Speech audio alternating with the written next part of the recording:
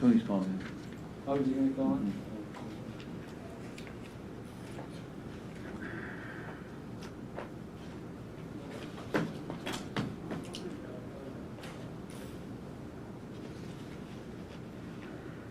Is Maya calling? Maya's calling in. I think you're on. Maya, are you on the line? And Kristen McLaughlin. She usually calls in. So, yeah. Still ringing. Do I have anyone on the phone yet? Maya's on. Okay.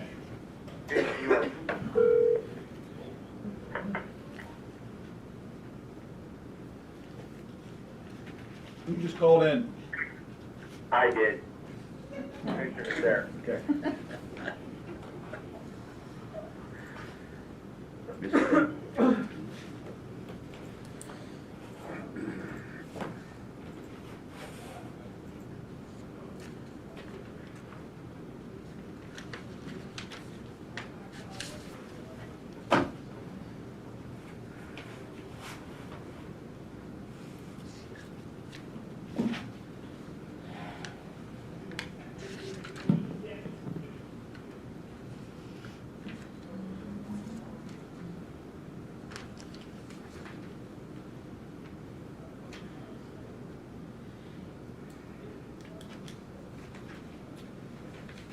Yeah, I'm on.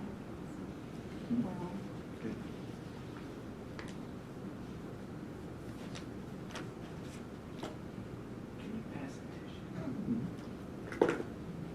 I might as well do this to you now. Go through a whole bottle.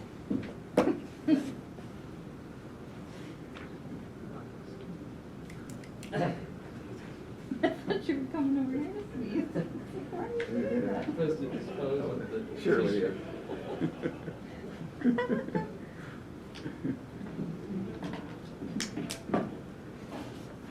And then pump and There you go.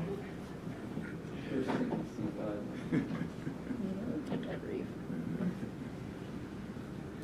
Good morning. We'll ask you to please rise for the prayer and the Pledge of Allegiance.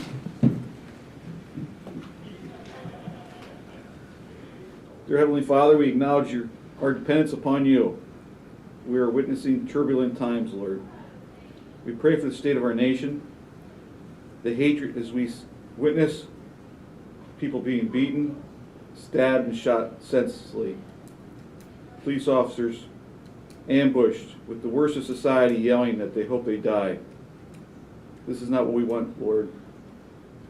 That's not what you want for us. We pray that this hatred that worms and destroys one's soul will be overcome with love and unity. We pray as we meet here today that we will make decisions to bring unity, healing, and help to our residents. Lord, this past Sunday we celebrated Grandparents' Day. Bless those grandparents that help teach, provide their grandchildren time and love and wisdom to their grandchildren. We pray that you will continue to bless them, Lord. We thank you for the special love of a grandparent. Father, these things we ask in your name. Amen. I pledge allegiance to the flag of the United States of America and to the republic for which it stands, one nation, under God, indivisible, with liberty and justice for all.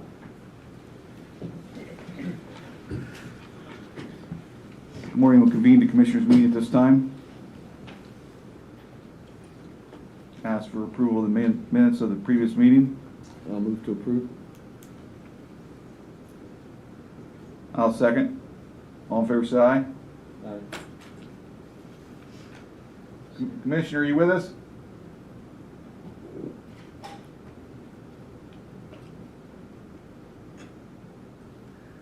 everybody there? Do we still have everyone on the line?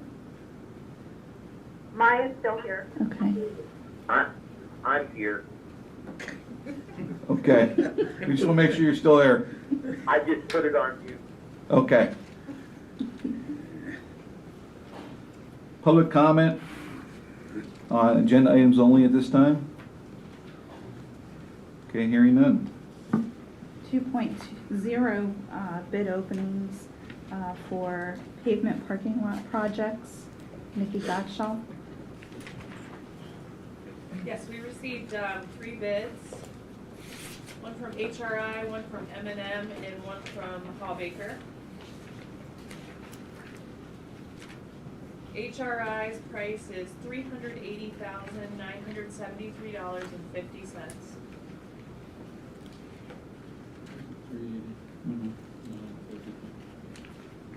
973.50.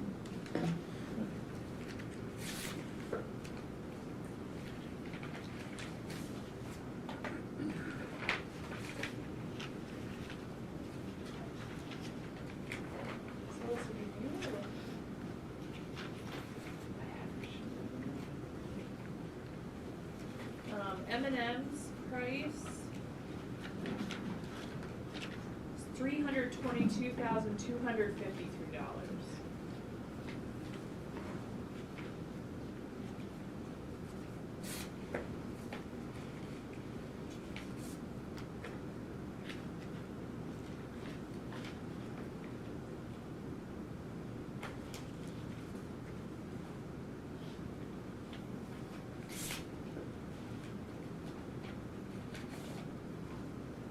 And Hallbaker is $327,216.80.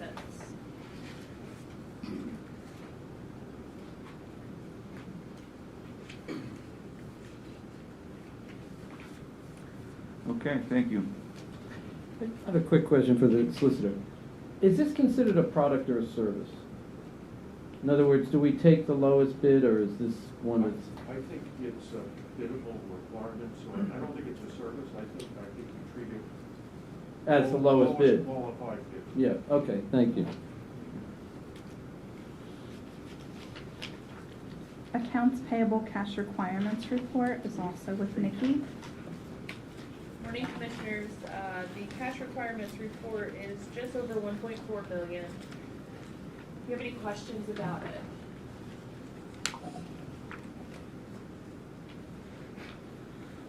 Any questions?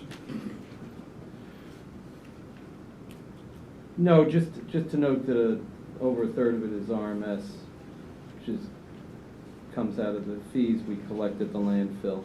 And then, of course, we have our children and youth pass-through, which is a big part of it, and our employee health insurance. Okay. I have a motion to accept the cash requirements report. I'll move to accept. I'll second. All in favor, say aye. Aye. Aye, so carried. Thank you. Thank you. Personnel actions with Roxanne Greco. Go ahead, Roxanne. Good morning, Commissioners. At the prison, we have Trenton Peasley as a full-time replacement, maintenance 3, pay grade 8, $19.81 hourly, effective September 20th, 2020.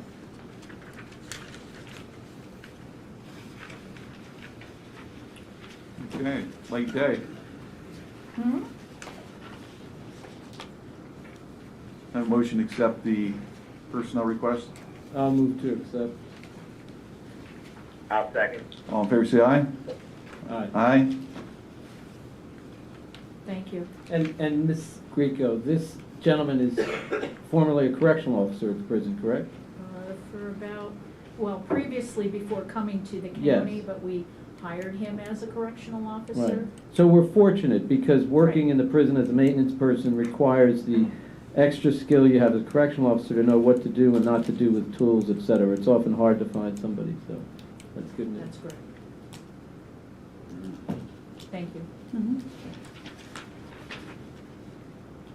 We're recessing the Commissioners' public meeting for Brooke Wright, Board of Assessments. Good morning, Commissioners. Morning. I'm seeking your approval for 5 real estate exemptions. The first one is for Montgomery Borough, which will be used as a playground. The second one is for Penn College, and they are using it as college activities along with the Army. ROTC is using it. Another property owned by Penn College is being used as a college parking lot. The next property is Lycoming Animal Protection Society. It's a no-kill shelter. The next property is owned by Armstrong Township, and this is going to be used as a park conservation area for public recreation and open space. Okay. Any discussion? Hearing none, I have a motion to accept. I'll move to accept the exemptions provided by the director. I'll second the motion. All in favor, say aye. Aye. Aye. So carried. Thank you, Commissioners. Thank you. We'll reconvene the Commissioners' public meeting and move to informational items. 6.1 is, Jason, are you doing 6.1? Yes, ma'am. Okay. Commissioners, we just wanted to get this word out as an informational item. The transfer station on 3rd Street, West 3rd Street in Williamsport, we're going to have that operation closed down September 25th, which is a Friday, and we will be reopening Tuesday, September 29th for normal hours. The purpose of the shutdown is we're going to be replacing the 40-year-old baler compactor unit that is underneath the building that pushes the materials from the floor into the trailers that we bring over into the landfill. So we just want to get the word out to the public. We're going to be using social media. Of course, we're using your meeting here today that will be shut down Friday the 25th to Tuesday the 29th. We should be open Tuesday morning.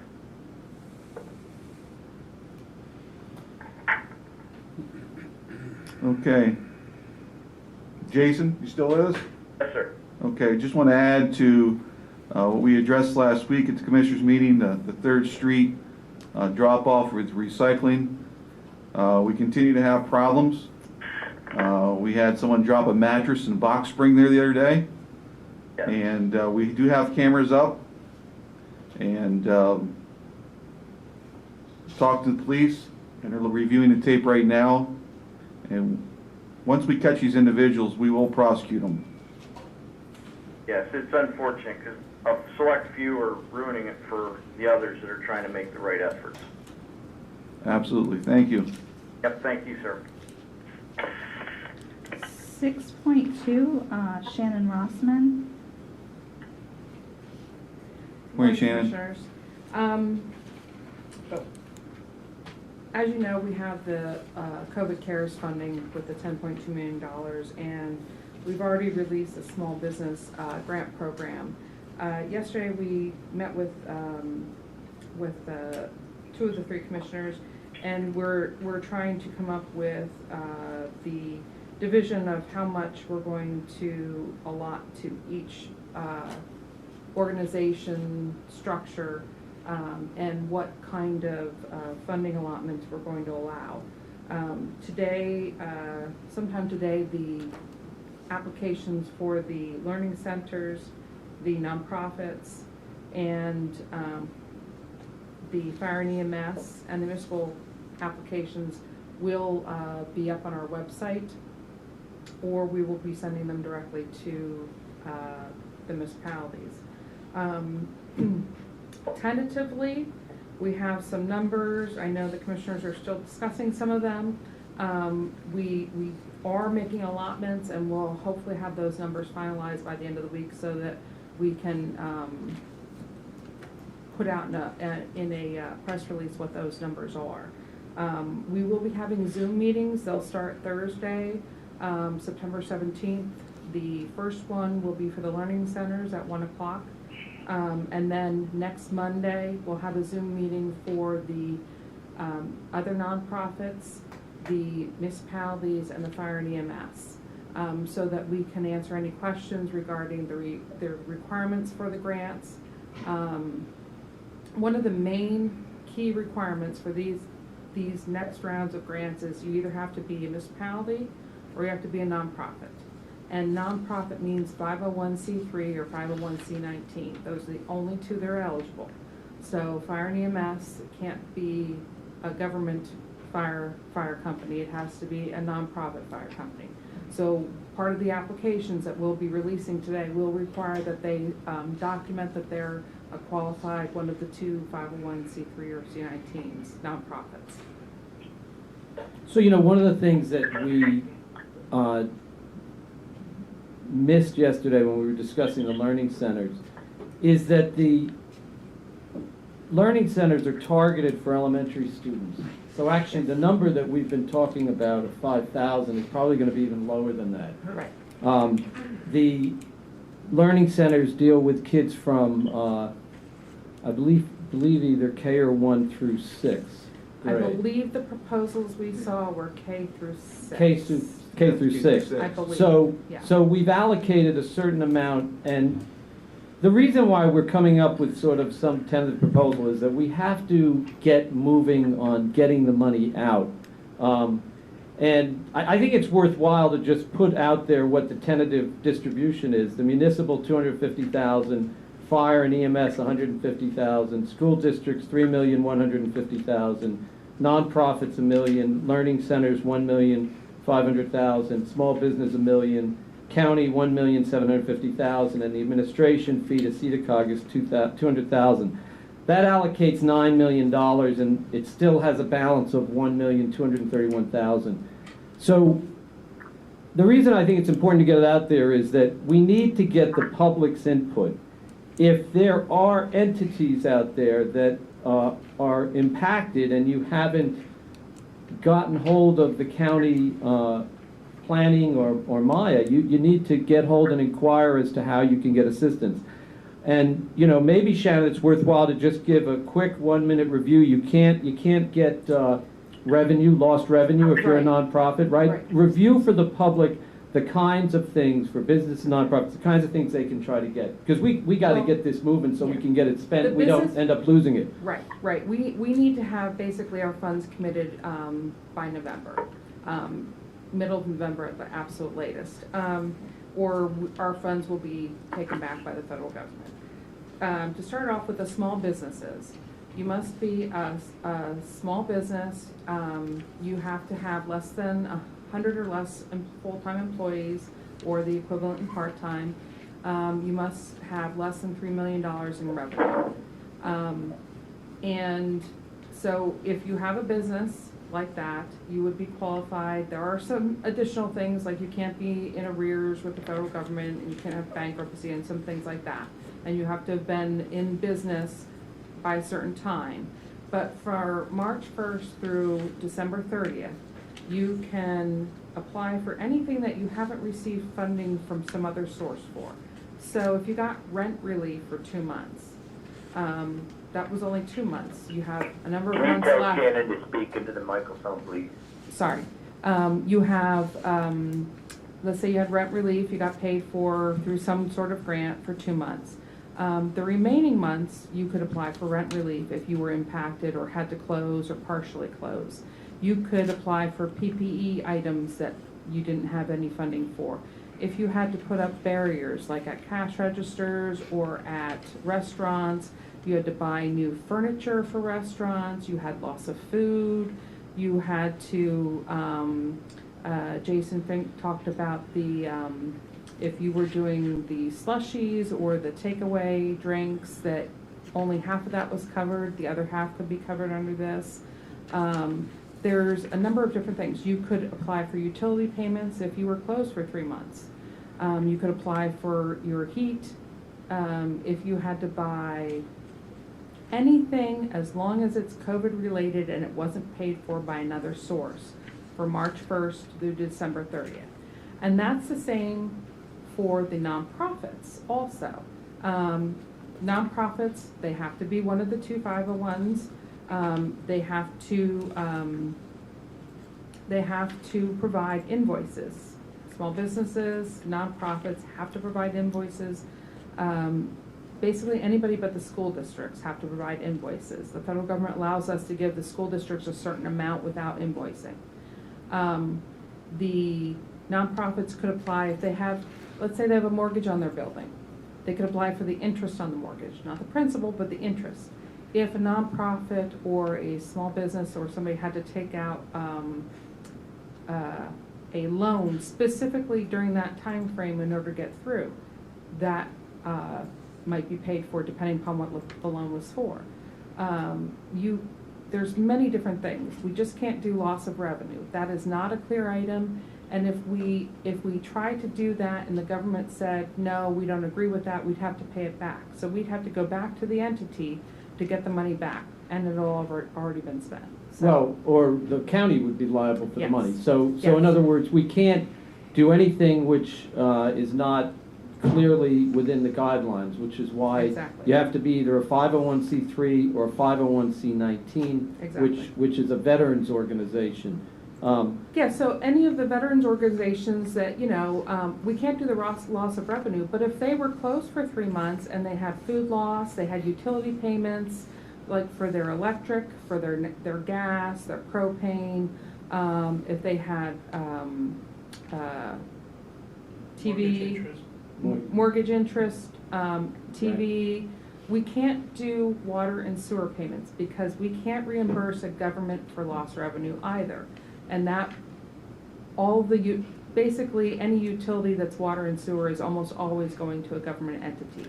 The only time we could reimburse for that is if it was going to a private water or sewer company. But anything like that we can do. If you had to buy additional chairs and tables because you had to put out a patio area, you had to put a tent, something like that, that's an eligible item. So any masks, things like that. Now the other key thing is the business. If it's a small business, it must be based in Lycoming County. If it's a nonprofit, if it's not based in Lycoming County, because there are a lot of nonprofits that aren't, you can only apply for the population in the county that you serve. So, for instance, we have a couple of nonprofit schools that are on the very edges of the county. They might be over into Clinton County or another county. They would have to document the student population that is from Lycoming County, and then they would have to prorate what they're applying for. So that's the thing. Same thing with the food bank. The food bank is based out of Harrisburg, so they can only apply for the population that they serve in Lycoming County. So you'll notice the $3,150,000 for the school districts. One of the reasons we discussed about putting a large amount there is that the school districts have had to buy Chromebooks, they've had to do all sorts of things to deal with social distancing. And the problem is that those costs ultimately get passed on to all taxpayers who own property, including our business community. So from one perspective, the other part about this, why the school districts, in my mind, why we need to up that, is that the federal government has made it very clear. You don't need invoices. You have up to $500 per student to give to your community. And it's a sure way for us to not give money back to the federal government. The last thing we want to do is have, of the $10.2 million, have some of it go back, and it'll get reallocated to other parts of the state. So what this does is it helps us also make sure that our school districts are able to keep their property taxes down and not end up, having to pass it on. The learning centers in the school districts, it's also important for our business community to make sure that the kids who are in school don't lose a year. We don't want this year to become the year when kids fall behind, because they're ultimately the employees who are going to run our businesses in this county. And so we need to make sure, whether they're in 5th grade or in 10th grade, that we're working with them so that it's not a loss. And the reports I'm getting from the parents in the school districts is that while it's difficult, things are moving along. That and heads off to all the school districts for what they've done, and the teachers, as well as the superintendent. So I think that's my reasoning behind doing that. Now, obviously, we may not use it all in one area. We can shift it around. It's not like this is locked in stone. No, it's only a guide path so that we can get from now to December, which is like in a blink of an eye. Because those entities, nonprofits, etc., not only do they have to turn in invoices, they have to get the if they had to get a laptop to work from home, they've got to get the laptop and have it in operation. Yes. right? And They that's a can't key just thing. say, we're buying one and it's coming in February. We They have won't- to have it. Yeah, we will require, everything will have an invoice, and everything must be in hand by December 30th. That's one of the issues we're running with the county. We'll have to do some emergency purchases, because one, we need the items now, but two, because of, sometimes it takes a while to purchase something when you're a government entity. So, and we have to follow the guidelines, and in order to do that, we need those emergency declarations. But it is key with these items, and these are definitely, you know, just talking points. So hopefully we'll be able to finalize those. I would really like if we could do that by the 1 o'clock meeting on Thursday. That way we can start giving out solid numbers. Can you go into the needs assessment a little bit, kind of explain that? Yeah, what we did was, because we weren't sure what the needs were out in the community, back in July, we sent everybody, all municipalities, fire and EMS, veterans associations, we sent the school districts, we sent nonprofits, anybody that we could think of that might qualify for this funding, and our county departments, we sent a needs assessment to see what was out there. Unfortunately, a lot of the need was lost revenue, but that lost revenue helps support that business or that nonprofit or that fire and EMS. So what we try to do is, now that we know we're just not sure enough in order to provide lost revenue, we know that if it's your rent, if it's your insurance, if it's your lost payroll, if it's whatever it is, and it qualifies, then that's something that we just need the invoices for, and that's something that can be reimbursed as long as you haven't gotten another amount of funding for that same purchase. So that's a key thing. And from those needs assessments is how we looked at these numbers. Okay, what are our county department needs? What are we potentially going to have remaining till the end of December?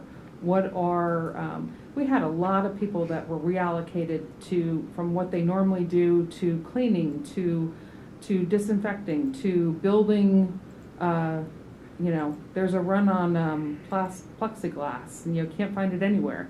You know, we were building all different things, you know, for people that normally are working on maintenance items. And, you know, we had to have sheriff's deputies help with the recycling. You know, we have to purchase new recycling containers because we have to let the materials sit for so many days so it's safe to handle. You know, there's so many different things that we've had to change, and those are the items that we found out from the county departments. Plus laptops. Working from home, you need to be able to work from home, you need to have the correct items. The same way goes for the for all the small businesses, all of the nonprofits, they had a lot of the same expenses. So from those, we were able to put together an estimate and an idea of what would be an allocation that might work for everybody. You know, that still needs some tweaks, so we'll work with that. Okay. Commissioner? Yes. Comments? Question. Yes. Yeah, good question. The first one is, we had discussed about our two colleges being able to apply for this money. Did they ask for any of this money? We have had some contact with like Cumming College, who is a 501c3, I believe. They would be eligible to apply. The one item would be is they have to make sure that they declare how much other COVID funds they've received. We haven't had anybody from Penn Tech talk to us. They've received a lot more and I believe it's based on student population. They've received a lot more COVID funds, so I would assume that they may not need the county's help with that. But like Cumming College, who's also received some funds, they would need to document what those funds were spent on and then document the need for asking the county for funds too. And they would be considered just like any other general nonprofit. Okay. The other question I have is, how many requests have we gotten from small businesses? As of, okay, sorry. as to what amount they applied for. Is the $1 million that we allocated for the businesses sufficient, or is it not? At this point in time, we haven't met the $1 million yet. As of Friday, we had 29 small businesses apply. I can't give you a number yet, but that ends this Friday. So by Friday, we'll have the estimate of what has been applied for. Now, that doesn't guarantee that it's an eligible expense. We have to go through the applications, rank them, and I would imagine we'll get significantly more, by Friday. I know that Kristen Moyer from CEDACOG has had a lot of questions. She even had one gentleman call from the hospital to make sure he could get his application in. So we do expect more by Friday, and we'll have a much better idea of how much need is out there for the small businesses. Commissioner, I just one that stuck in my head from looking at the list yesterday, the Community Arts Center, which is owned by Penn College. The problem is the majority of it was lost revenue from not having shows and so forth. The actual amount that they had expended in COVID expenses was relatively low. And that's one of the problems, is that a lot of it is lost revenue. Yeah, and now one of the things. Well, let me ask you this. Okay, can it also be looked at as expenses? Like there's still expenses that the CHC has, whether it's the electricity, cooling, heating, that they're not being able to pay because of lost revenue. Right, yes. Okay. Can it be broken down into the expenses? Yes. Okay. So, absolutely. And that's one of the things that why we're having the Zoom meetings, because initially a lot of them thought we'll apply for the lost revenue, and they didn't look at those items. We didn't get a lot of items that talked about their rent, their utility assistance, and other things like that. It was just basically loss of revenue and possibly PPE purchases. So now what we're going to be doing with them on the Zoom meetings and going through a list of all the examples of items that they could apply for, that they would have documentation that would show us exactly what was expended, or even we will, if they have needs until December 30th, we'll look at those also. And what they would need to do is they would go back and look at their electricity bill for last November, and they would put an estimate down. Before we could reimburse them those funds, we would have to have the actual invoice, but we can put a holder amount in there for that amount as long as it qualifies. So that's a key thing. So mortgage interest, if they had to take out a loan specifically due to COVID, that would be an eligible item. Now, if they took out a loan for COVID, would they be able to pay back both the principal and the interest on the loan? I believe so. Okay. We have to clarify that. Right. You can't pay back a federal loan with federal money, though. So if it was a loan through a bank, specifically for COVID expenses, that would be different than if you got the SBA loans and some of the other things. So right, that's you very. Can't pay back a PPP loan. No, right. No. If you got any kind of loan from the federal government or the state government, you're not going to be able to use these funds for it. That's very. But. So this morning, Jenny got back with me, and I believe she said there were only 29 businesses that applied for the grant so far. So far, yes. And I'm really concerned about that low number. Okay, is it because they're unaware of the grants that are available to them, or is it because they will not qualify? And I'm not sure how the media can get that information out to them, because I would hate to think that low number came from them not being aware that the grant was available. Right. We have used the chamber. The chamber has a listing that they've used. We have had it in the newspaper, but we would kindly ask them to put it in tomorrow's newspaper, and they're saying yes. So we would like to do a final push for that. Some of it, depending upon the small business. Now, our grant program went a little above some of the state programs and other programs because they were cutting things off at $1 million and for revenue, and our cutoff is $3 million for revenue. It's 100 full-time employees or part-time equivalents and $3 million in revenue, which may sound like a lot, but when you have a business that has a lot of outlay requirements, that actually it's revenue, but it's not really revenue in all cases. Okay. I do have one comment to make about the amount of money that we're allocating to the educational side.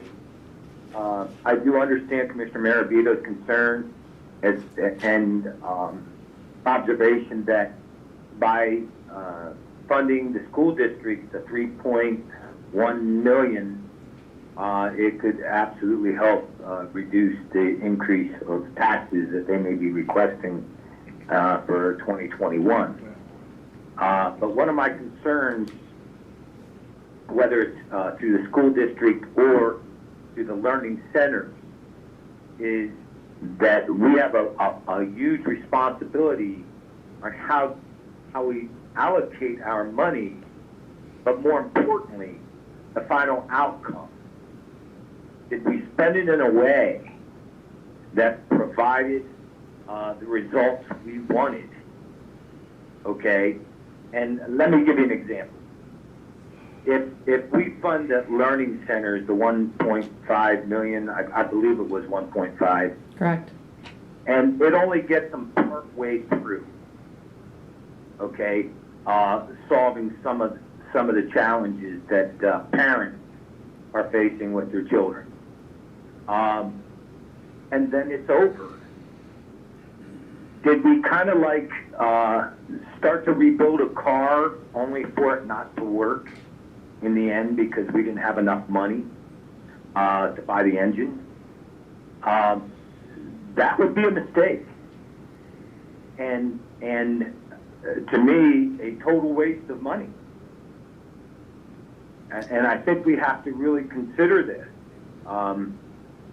To say we're going to do it temporary, okay, I guess I can accept that, but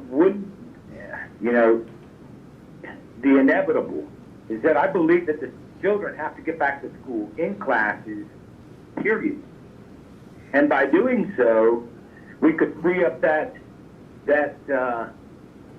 those money for the school district and other things. And I'm not disagreeing with allocating a certain amount of money to those learning centers because I understand what they're using for. But if that money only lasts them for, and there again, I'm not aware of what they project the 1.5 million is going to get them through. But if they have to close down and we still have the problem in December or January, what did we accomplish? I don't know. I think that's a legitimate question we have to answer, and how are we going to move forward into the year? We can only fund until December 30th. That's the only thing. We can only fund items until December 30th. So after the new year, if there's other funding opportunities, the one other item that we are asking is for all of the learning centers, no matter who they are, we're asking if they're charging a fee. Now, obviously, there are some parents out there that can't afford the fee, but there are parents out there who are currently sending their children to a learning center site, and there is a fee. So hopefully that fee will help with some of those items. I'm not sure what all of them are doing now. So, Commissioner, I appreciate your question, and so here's the challenge we have. Let's say we have a mom and dad who both work. They've got kids in 2nd and 4th grade, and they're on a hybrid model in the school district. basically they had 2 days a week where they have to try to find someone to watch the kids and to help them make sure that they're not, getting into trouble, but also are doing schoolwork. And by the way, for the learning centers, it can be any 501c3. STEP is possibly going to look at it. But they have to have obviously all the childhood clearances and so forth. And they have to do all that. But I just think that there are a lot of parents out there who are struggling with what to do, and also wanting to get back to work because they need to get back to making money and also to keeping our businesses going. So I appreciate what you're saying. I think we're kind of caught between a rock and a hard place. I don't think that all the school districts can go back and comply with CDC guidelines. I mean, the Williamsport School District, if you remember when we spoke to them, they just don't have the space to have all the kids in school at the same time and keep them 6 feet apart. I remind both of you that there's been no CARES money that has been out there for anything that has solved 100% of the problem. Right. This is a temporary fix. Again, it goes back to where government cannot sustain an economy, it cannot sustain school districts, it cannot sustain all the nonprofits. It's a temporary help. And it goes back to where we have to get things up and open and operating 100% with safety measures in place. And we did hold from our initial allocation, whatever the decision comes to by the end of the week, we did hold about $1.2 million back, just in case we have a need that arises so that the commissioners can allocate those funds, whether it's a county item or another item.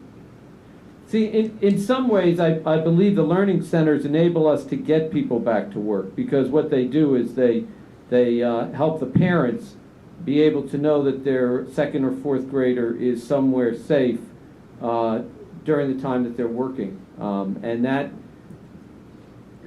I think Commissioner Metzger made a good point. I mean, we just have to try to do a little bit here everywhere we can to try to, we wear masks, they're working on the vaccine, we try to get kids back to school, we try to get them working, do as much as we can to try to keep life in sort of a normal zone. But you make a good point. I mean, the question is what happens after December 30th, because the money runs out then, and maybe there's a vaccine by that date. Okay, as far as, and I believe it was Scott that told me this morning that, or it could have been you, Commissioner Maravito, that learning centers are in desperate need of the money to carry them through. I told you that, Tony. They are, when I spoke to them yesterday, they're up and operating now, and they have bills coming in, and that they're taking their monies right now, and one organization's just about depleted what they had in their budget, which was $50,000, is just about gone after 3 weeks. Well, if anyone would want to make the motion to carve that learning center out and vote on it today so that they get the money as soon as possible, I would not object to that. Well, Commissioner, another proposal on a motion might be to tentatively approve the allocation subject to an understanding that the commissioner, I think we do have to, I get your point, Commissioner Messer. We do have to make it, we told the learning centers we would support them. We could carve that out. We could also carve it out along with just an understanding that here's a tentative allocation pending what happens if we get a rush of small businesses, if we get a rush of fire and EMS that qualify, we can shift around. But at least it's a blueprint for us to move forward, and more importantly, it gives the planning department the direction they need to be able to move out and start to say, okay, add up numbers. I'll make a motion right now that we allocate $1 million to the learning development centers so that they can start the process. Not the 1.5. Not this point, because like you brought up a good point this morning about this is elementary kids. Yeah. Until we see the need of more and more sites and more kids, I think we start at $1 million. Okay. And we will know that need by next Tuesday when their applications are due. Yes, but this can start getting the bills paid. Okay. Would you? Commissioner, yeah. Commissioner Metzger. Yes. and I could second that, but I'm wondering if Commissioner Marabito's idea as far as making a broader motion gives us the flexibility with the overall proposal. And I say that because we are telling them that we can reallocate as we see fit. Is that what you meant, Commissioner Marabito? Yeah, the concern I have is that time is ticking, and that I would hate for us to wind up with our community not being able to get the needs it has because they just couldn't buy what they needed, or they, a business couldn't get what it needed, or whomever. And so I kind of would like to approve generally the allocation with an understanding that commissioners will change it as needed to meet the needs of the community. And that way, at least, these organizations can start to plan and say, not just the learning centers, all the organizations, the small businesses, most importantly, the planning department, as they're holding these Zoom meetings, can say, look, we've got $1 million allocated. We did allocate $1 million for the small businesses, but to the nonprofits, we have $1 million allocated. Come and bring us your invoices. Get your ducks lined up so that this community starts to take advantage of the money. Okay, I'll withdraw my motion. I thought it was the commissioner's intent to just move out on the learning centers. Well, I think we talked about that, but I guess I would move, Mr. Chairman, that we approve the tentative allocation that's been... Well, hang on a second. Let me withdraw my motion. Okay. Okay, now go ahead. Okay. Yeah. Could I'll move. I clarify one thing before you Yeah. make a motion? The first round, if you're gonna, Okay, go ahead. just the first round? Yeah, the first round, and up to, the director points out that we should say up to $250,000 for municipal, up to $150,000 for fire and EMS, up to $3,150,000 for school districts, up to $1 million for nonprofits, up to $1.5 million for learning centers, up to $1 million for the small business, up to $1,750,000, and up to $200,000 for administration. Now, having said that, the commissioners in the motion retain the authority to reallocate funds as needed to not only meet needs that come up, but to expend additional funds up to the 10.2 that we've been given by the federal government. Okay, that's your motion? That's my motion. Do we have a second? I can second that. Okay. All in favor, say aye. Aye. Aye. Okay, so carried. Thank you. Thank you. Thank you. Yep. That's a good point. Thank you, Matt. I apologize, I thought that was an informational item. So, well, we decided to vote on it. It's okay. What's Yeah. happening? Yeah. The next informational item is Maya Toon. Maya, are you still there? I'm here. but Hang on one you second. know, Unfortunately. Mike, excuse me one second. That was an informational item, but we saw the urgency of having to bring this to the table and getting a vote done, so we did so today. Okay. Go ahead, Maya. Thank you. Yeah. I will just need you to read off, if you don't mind, because unfortunately my thing is not pulling up my PDF for the agenda. For the RFP for Leachate storage tank liner.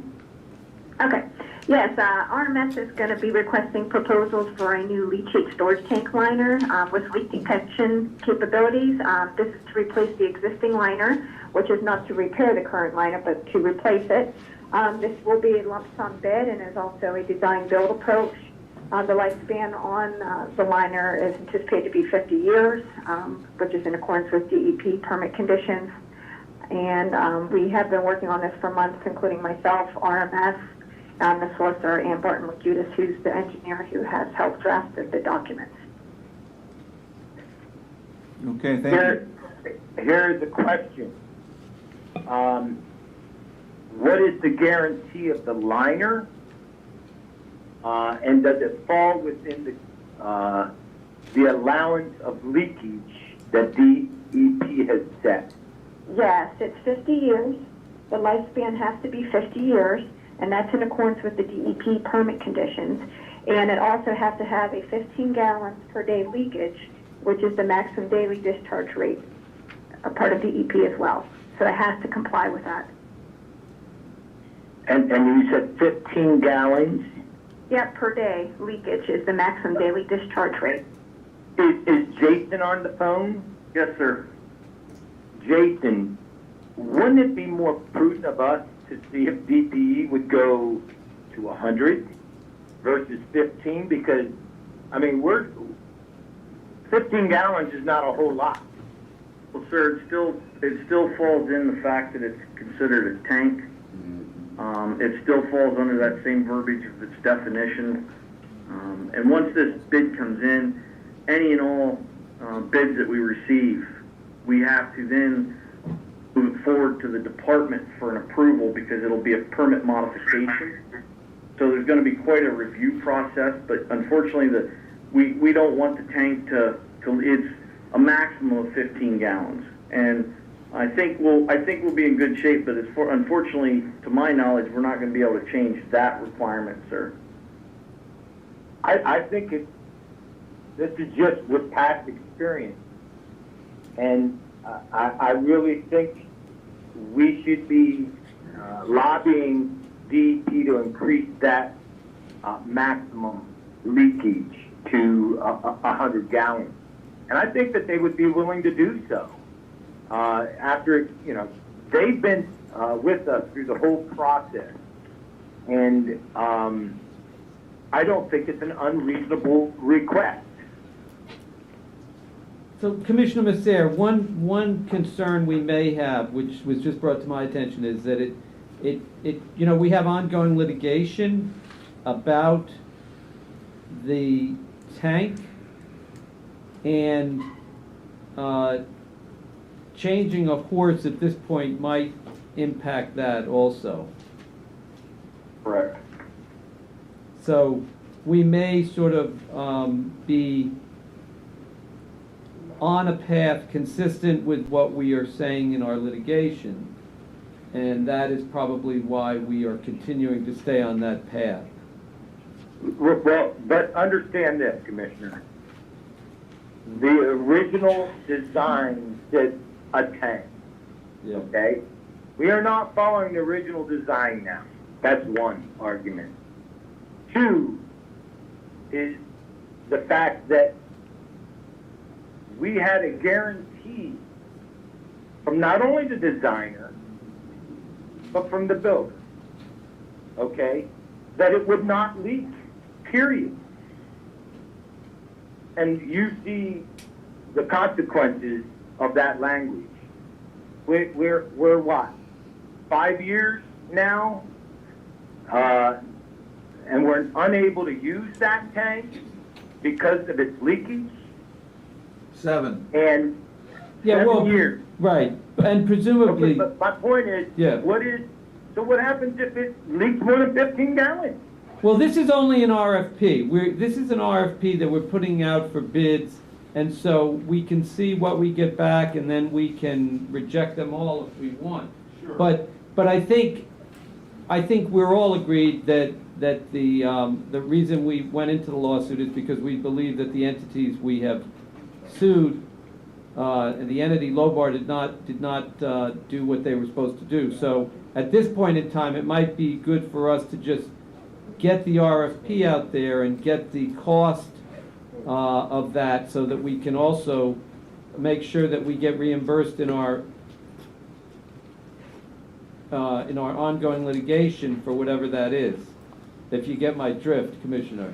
I certainly do, but you won't get my vote. Well, it's only an RFP. We're not voting on this. This is just.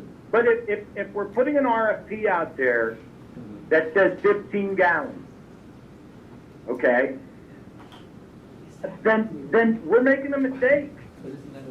We need to. So, Commissioner, let me and ask them for more of a leakage. But let me just try to explain to you what we're doing here. The 15 gallons is what was in the original documents that the entities that built and designed the leachate tank liner were supposed to comply with. It's also the DEP existing Regulation. Yeah, it's the DEP existing regulations in the statute.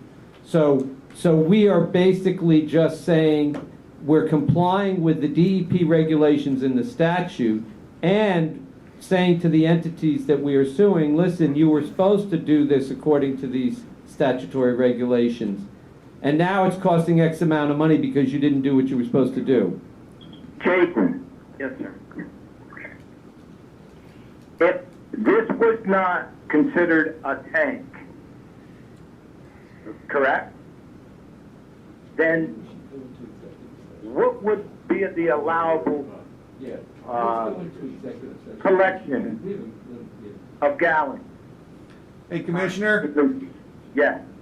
we're going into some things that may be language in the litigation, so we should probably go into an executive session regarding this matter before we discuss it any further. Yes. So I'm Okay. gonna recess the Commissioners' meeting at this time. We're gonna go into executive session, and we'll return shortly. Do I need to go? No, we're gonna Do I call need you, to we're go? gonna call you on the cell phone. From the conference room next door. Okay. Yep. Make sure Jason's on the Yeah, phone. he's gonna be. Hang up the conference call. Have Commissioner and Jason call back on the call line, and then we'll resume. What call line's that? What? I think I'm gonna hang up and Yes. then recall once it's. I'm gonna hang up. Is Maya still with us? Maya, I'm still here. okay, we'll call you back on your cell phone, let you know when we reconvene. Okay. Thank you. All right, we're hung up. This Okay. is hung up. All right, thanks.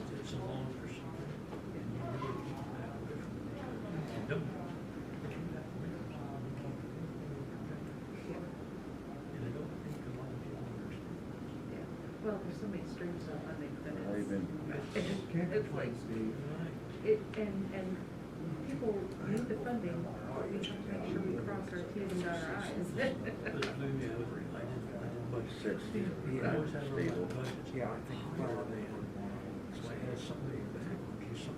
this is the first you've had any. That's why I have a budget person, I don't like. Look at them. Yeah, yeah. So it might have to be a couple. Yeah, I mean, after a while, they'll want Yes. to for a while. Yeah, in other words, it's something Yeah. Really? Yeah, and burn it Who's dry right over? now, so, in more ways than one, so, It's common. Just a little bit. yeah. Yeah. Cases out I know, I'm really scared of that, because, I just talked to the liver. Last week. Cut out that alpha. I know. Ooh. No. You have undeveloped $2,000 taste per person for 10 years. That's true. Yeah. Comes out equates right now to $226,000 per year. Yeah. 10 years. Yeah. Yeah, but And then the they only have hope that purpose. we have is if everybody has the same issue, and not everybody has that same issue. Because I did a It's the more rural areas that have those issues. And the biggest problem too is that the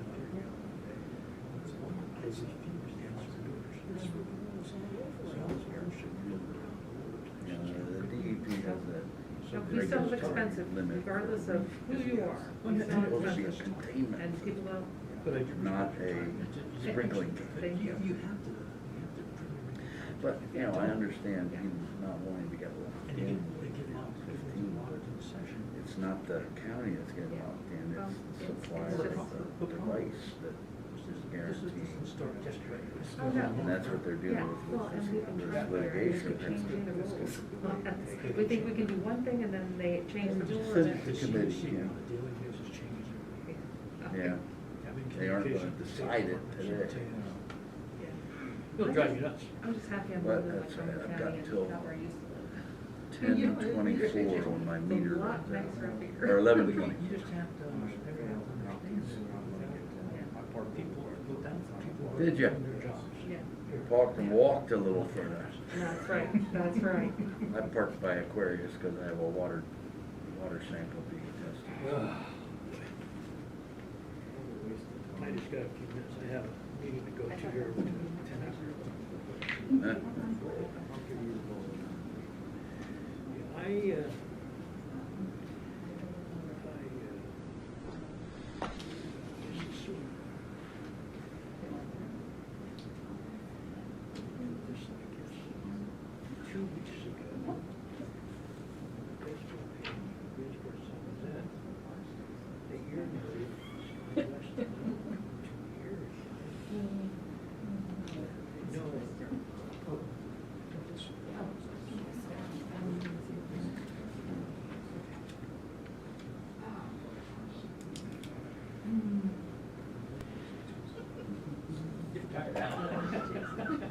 You've got to get up and switch your phone. Once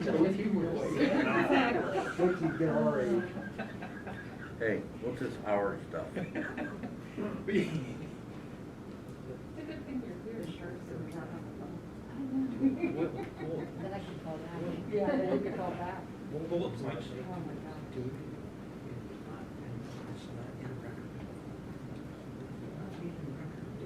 Did that motion cover the whole No, what they did was they did an initial allocation. Yeah. And that's about $9 million of the 10.2, it's 10.231903. So an initial allocation. They did initial allocation out of the full amount of that $9 million. Okay. Which, it's a tentative Right. allocation. Because that's how many needs to get out, when the application, they'll Okay. potentially do a little bit of reallocation. This is what I think. Yeah, because what happened was, that they have to incorporate and literally some report and the learning center sites are. So, that's why It's a I site didn't, where get that to you. Yeah, because normally, Trying to figure here's it the, out. where the kids go to school. Are all three? Okay. Okay. Right. Okay. All right. Yeah, if you could lay one over at his. So the times of days that the kids are not gonna be in school, so these alternative, To meet their cash expenses. Okay. school district time frames, because they're only going 2 days a week. And so the other 3 days, What happens if these kids have to the do taxpayer is something. going to get So either they have, the parent has to be home with them, or they have to go somewhere. Right. And, because, you know, most, I mean, there might be some that are sixth graders that can stay home, but most of them can't. And most of them need supervision and need help with their studies. Right. So the learning center sites are providing a place for the parents to take them to. They're providing, certified, they're providing people that can help them with their educational questions. They're also providing certain educational activities, and then they're providing food, you know. So it's basically like a tutor day. Yeah. So, you know, because they have schoolwork they have to do, so there's certain, like, they'll have to be online with the teacher, because the teacher is teaching from the classroom. So they're online for part of the day, they're also, doing additional educational items at the site. Yeah, so it's basically, for the time that they're not online doing the Zoom or whatever the school districts are using, they'll be doing other activities at the site. Did they always have these in case there's this This is an action, now during the summer, some of these places have summer care for kids.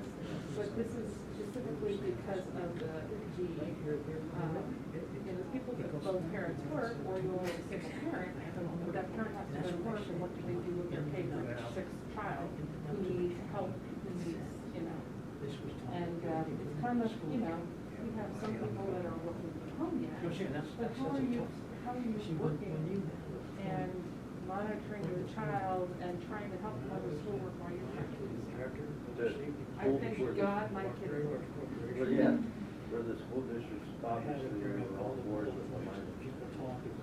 I know a number, I know Williamsport School District has been working very closely with some of them. I'm not sure how, I know there are other sites in the county and other school districts, I don't know if they're up and running yet, or if they are winging it now, I don't know. But we're hoping that that will get out. If we put a announcement out for all categories, No, you know, I did research it.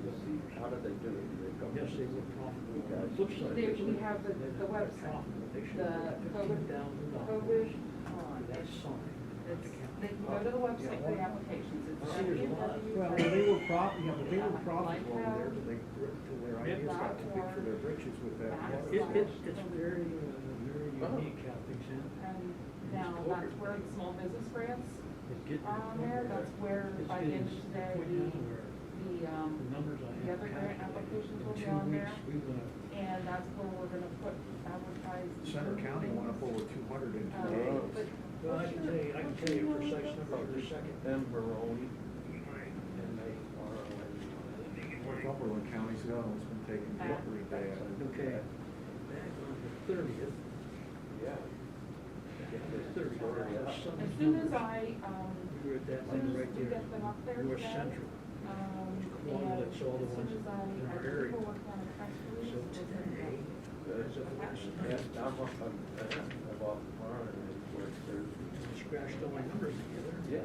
Yeah. Mike's off this I did a presentation on Okay. Zoom again. But yeah, I can get that out to you as soon Here's as, there's the thing. as soon as we get it in. Oh, good. I was waiting to see what they, what decision they made today before we End of finalize. that September Good. 13th. That helps me. But I like to review because of the dates. The holiday is going to be Friday, February 18th. In our north, central Pennsylvania. And then we have, as of yesterday, we have a lot of people. Yeah, they're used to February. They have to be postmarked by Friday. Another hospital and another area has none. The learning centers will be due They September had 22nd. 647. Yeah, yesterday, The it was announced that they were up to, general that they took nonprofits, firing in 169 mass, in one day. they Well, will it be was due. 169 for me. It's amazing how these numbers go.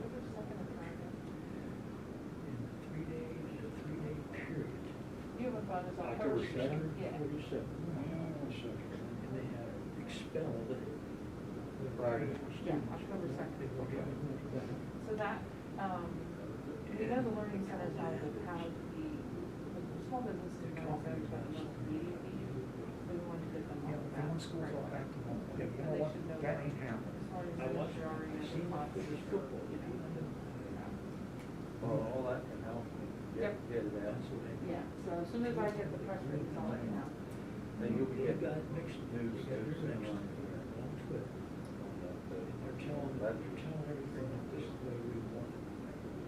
We put an RFP out for the Memorial Avenue portion, and hopefully we'll hear soon about the HTO grant. Yeah, that. I know, Oh, that would be really good.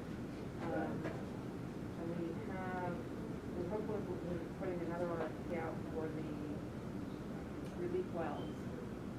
Because we have that rack grant for that. good.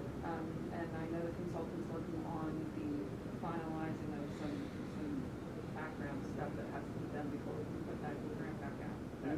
We got 2 problems going here. Oh, there's many more problems. Many more problems.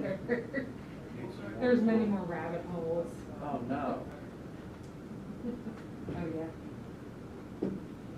Right, Tiffany? What? There's like a ton more rabbit holes. Don't mind to call on. Oh, sorry to hear that. Your phone number? Well, Thank you. It's an interesting day with information items. Yeah, it's true, surely. We haven't even gotten to the action yet. Does Jason know to call back in? I'm on. Okay. Here you go. Maybe there are 2 to call.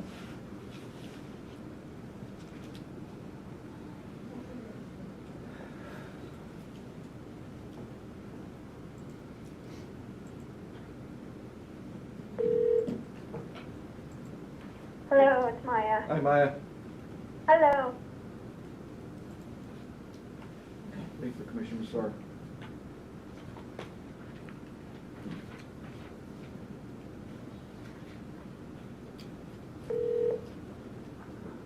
Hi, Maine, this is Commissioner McPhail. Gotcha. Okay, we'll reconvene the Commissioners' meeting at this time. Are we moving on to action items then? Sure. Or- Okay, all right. Well, go Well, we got to ahead, finish with Maya. Oh, go ahead, Maya. Well, she was just telling us we're going Yeah. out for an RFP, right? She Yep. didn't need a vote or Yep. anything. Nope. No, it's just an informational item. Okay. Thank you, Maya. Yep, you're welcome. Okay, so we'll move to 7.1, Tiffany from Planning, to appoint a member to the Zoning Hearing Board. Morning.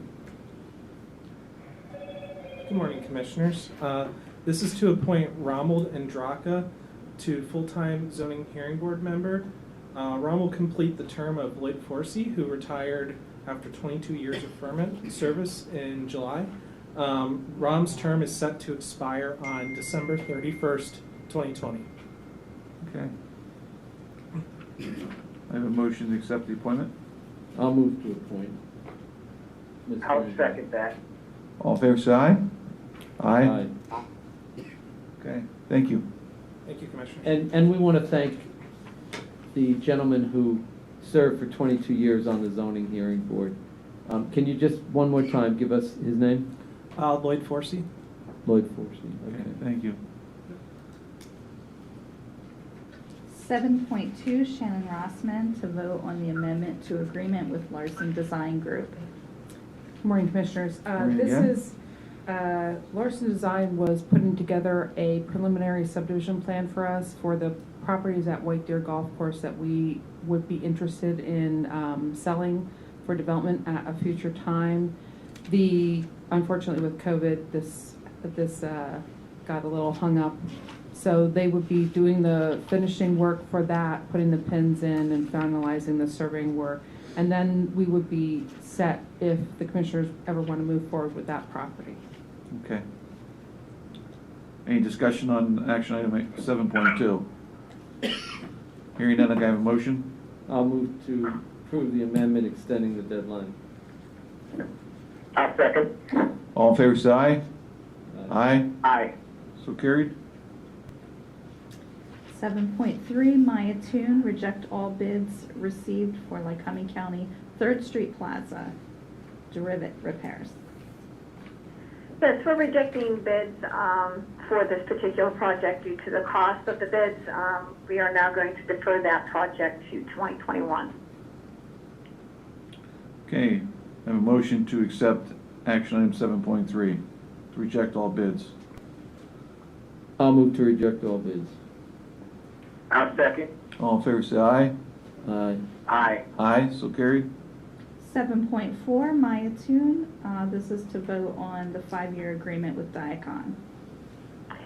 Yes, this is a 5-year contract with Daikin applied for preventative maintenance on the prison chiller. It was actually more cost efficient to lock in a rate than to go from year to year. So overall, for the 5 years, it would be $31,340, and I have provided you guys, did you want me to give you a breakdown per year of the cost? I'm good, Mary. Okay. Any discussion on this agreement? Hearing none, can I have a motion to accept it? I'll move to approve. I'll second it. All in favor, say aye. Aye. Aye. Aye, so carried. 7.5, Maya Toon, to review list of contracts approved by the Director of Administration for August. Yes, this is a list of contracts that were approved by the Director of Administration for the month of August, and there were 12 contracts. Okay, any discussion on the contracts? Hearing none, can I have a motion to accept? Well, I might just, for the public's sake, window cleaning, solicitor for Board of Elections, security system, fire alarm monitoring, software update, valuation services at Wanger's Feed Mill, update elevators, legal service, legal representation, Spanish and French interpreters. These were all under 10,000. That is correct. I'll move to accept. I second. All in favor, say aye. Aye. Aye. Aye, so carried. All right, thank you. Thank you, Maya. 7.6 with Krista McLaughlin the fiscal year 2020 Community Development Block Grant Project. Morning. Good morning. Oh, this is updated. Yeah, I provided you an updated one. The information for Lycoming County is all the same. I had to add the projects that were decided upon by the OBO, which is on behalf of municipalities, South Williamsport, Jersey Shore, and Montoursville, and two of them did not get me the information until yesterday afternoon. Okay. I apologize for that. I will just briefly go over some of this information so that we don't take up too much more time. The county's allocation in total, which includes those three municipalities that I just mentioned, as well as the counties, is $597,978. The county itself is receiving $286,189. And this is the next to last step in the process for your 2020 CDBG funds.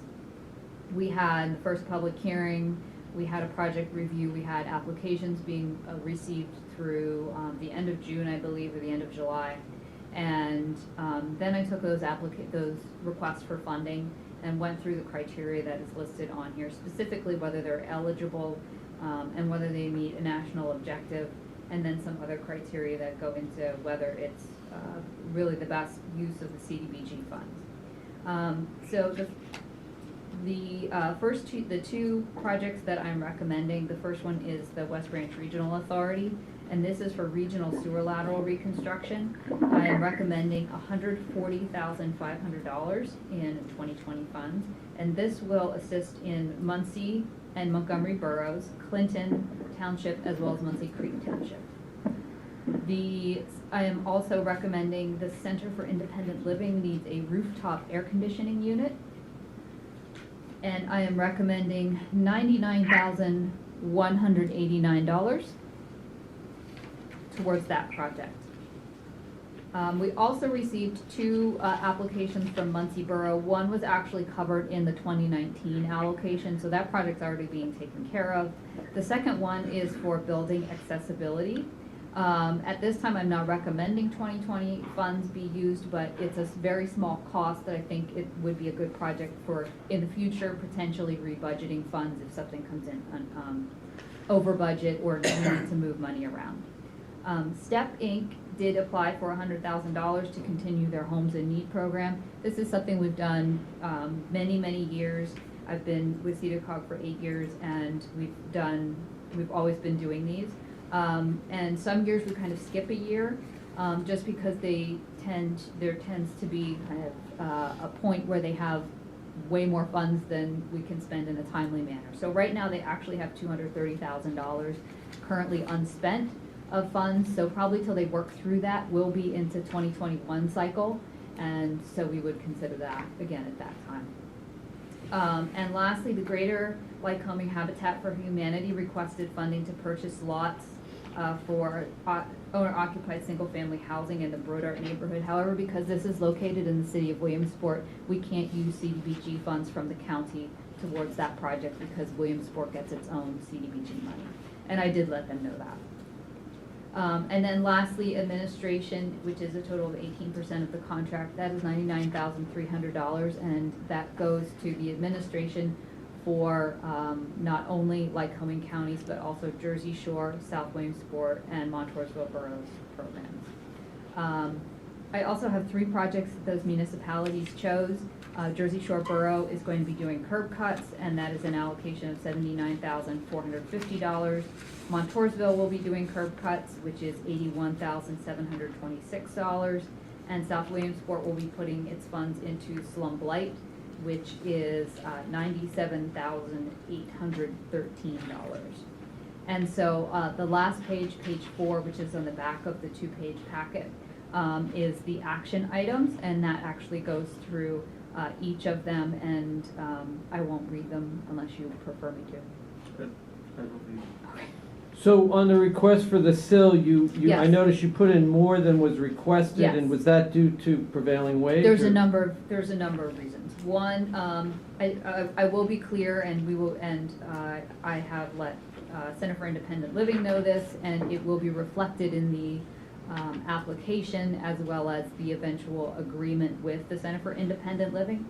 First of all, the county can pay for, because it's located in Williamsport, the quote fair share for the county's, essentially the residents that don't live in Montoursville, Jersey Shore, South Williamsport, Loyalstock, which gets its own CDBG money, and the city of Williamsport.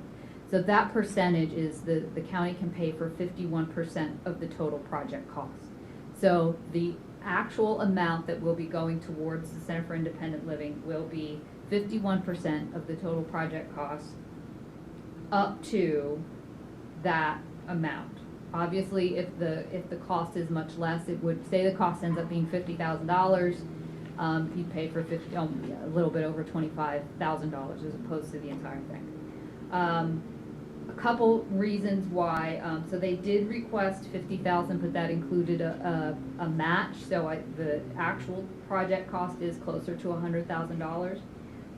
One of the things is that they did not, the quote that they used to get that number did not incorporate federal prevailing wage rates.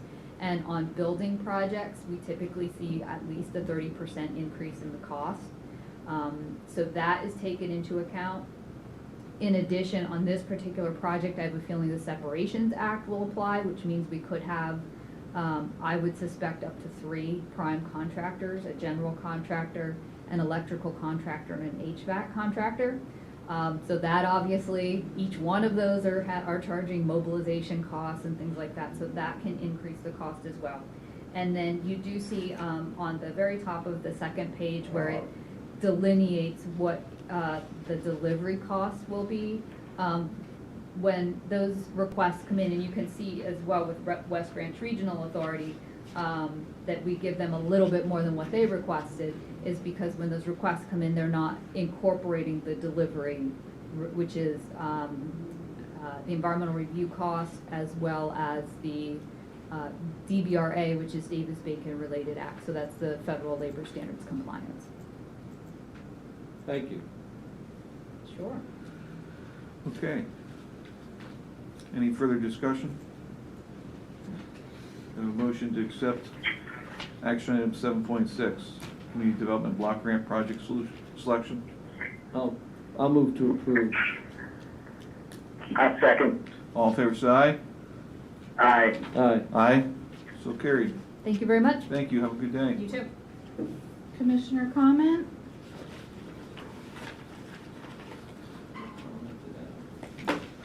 Any comments? Commissioner? Not from my end. Okay. Okay. Public comment at this time. Please state your name for the record and please keep your comments to 3 minutes. 3 minutes. Thank you. John Sharman, Jersey Shore. I'm glad to see that the school districts are going to be possibly allotted the $3.1 million. Will that be split on an equal basis between the 9 districts, or will it be varying amounts? I think it's on a per student basis. On a per student basis? Yeah, Okay. so it'll be equal. It'll be. There was an article in the Sun Gazette from the Saturday Sunday edition that caught my attention.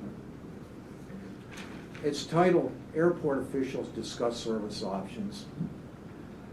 It said, Howell and members of the authority briefly discussed finding other airlines to serve the airport, including SkyWest and Southern Airways. This goes back to what I believe I said 2 weeks ago, that hints that American Airlines is intending to pull out completely their operations from here. But my question is there been any studies done as far as when airport service is down, what the economic impact would be to the area for an extended period of time? And the other thing that really bothers me is if we cannot get any air service in here for an extended period of time, does that authority have the money in hand to pay for their operational expenses? And if they run out of money to pay for their operational expenses, is the county going to be asked to help pick up the expense for operations for the airport? Just questions I ask, and I certainly wouldn't expect an answer at this time. But this is my biggest fear, because the Golf Course Authority was authority unto itself. We got sucked into that, and I'm afraid with what's happening, could possibly be happening with the airport, we're going to get sucked into that again. No denying that the airport needed a new facility, and the county did put in $1 million. So I think there has to be some accountabilities in these questions brought forth, because this can also be a great economic impact, on the negative side to this area, even for 1 month shutdown. And the Chamber of Commerce and other people were very quickly to get out what the economic impact would be to the area concerning Little League. And I have not heard anything. John, could you speak into the mic a little bit better? Thank you. And I have not heard any projected economic impact, what it would cost the area at this point. I think this is kind of going under the radar, and it is very, very important. Okay. Thank you. Well, can make a couple of comments, and Commissioner Massaro, you may be able to help out here too. The first question is having to do, my understanding is that Williamsport will have air service, because the federal government, under and I can't think, I don't know if the solicitor knows off the top of his head, under the act that designated air service where there is no carrier. The problem is you may not have jet service, and you may have prop planes, but you would have service. But also, I think the hope is that we could try to attract. Well, first, we don't know that American's going to leave totally. They said October. They're also laying off 19,000 people, and they've got bigger problems. And I don't mean this disparagingly to us, but they got bigger problems in Williamsport, right? They've got. Go ahead. May I say one thing? 2 weeks ago, it was stated in an article that was on, I forget, I stated it here, that I found online, that American was pulling out operations from smaller airports that they announced, and one of the smaller operations is Williamsport. It was definitely stated in the article, Commissioner Maravito, that they were pulling out. Period. Oh, okay, they were pulling out. Okay, there definitely was an article that. Yeah, that was an article 2 weeks ago I had read. Okay. I didn't mean to interrupt. I'm sorry. Thank you. There was definitely an article that they're pulling out for October. No, they. This is permanently. Okay, and that may be true. That may be true. Our goal would be, and I don't sit on the airport authority, but the goal would be to try to attract other carriers. I think in the short term, financially, they're okay. They just got $17 million from the COVID Act. But I think we'll raise questions with the airport authority, and we can ask them, what is their plan B if American doesn't come back at the end of October? Because what they said was they thought it was just a month. Yes, 30 days. 30 days. But we'll ask them, John, we'll ask them what their plan is. You raise a good point. That, Thank you. Okay, any further comment at this time? Public comment? Hearing none, we will be adjourned. Our next meeting will be on Tuesday, August, I wish it was August, September 22nd, 2020. Thank you. Have a good day. Not after the heat wave we've been through for the last 10 weeks. That's true.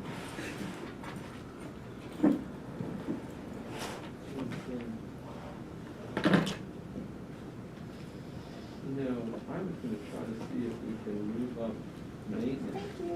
See you next week. Take care. And Steve, I don't know what the app is.